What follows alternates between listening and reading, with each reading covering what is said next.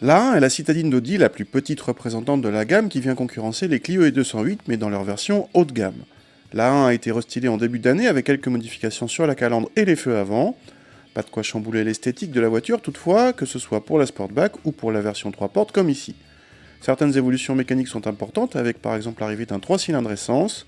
Le 1,4 litre TFSI de 122 chevaux évolue quant à lui assez peu puisqu'il passe à 125 chevaux, c'est celui de notre modèle d'essai. A l'intérieur, très peu de changements à l'occasion du restylage.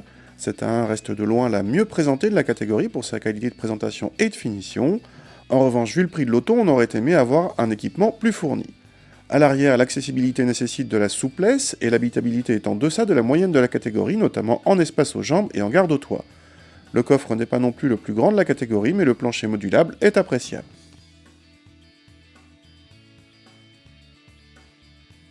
Inutile de préciser qu'en gagnant 3 chevaux, cette A1 n'est pas transfigurée. Audi annonce 1 dixième de mieux au 0 à 100, mais cela reste imperceptible au volant. Le bloc est très doux à l'utilisation, sauf lors des interventions du stop and start qui occasionnent parfois des vibrations. Avec 125 chevaux, cette A1 est bien sûr largement capable de s'aventurer hors des villes et se sent à l'aise même sur autoroute. Notre voiture en finition S-Line, c'est-à-dire avec châssis sport et route 17 pouces, s'est révélée particulièrement ferme, spécialement en ville. En contrepartie, cette A1 est dynamique à souhait.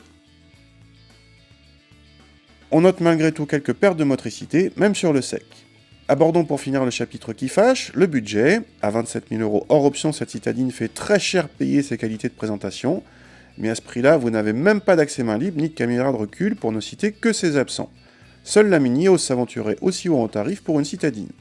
Côté consommation, cette version n'est pas la plus intéressante de la gamme puisqu'elle est plus gourmande que la 1 litre de 95 chevaux, mais aussi que la 1 litre 4 COD de 150 chevaux, mais cette dernière coûte encore plus cher.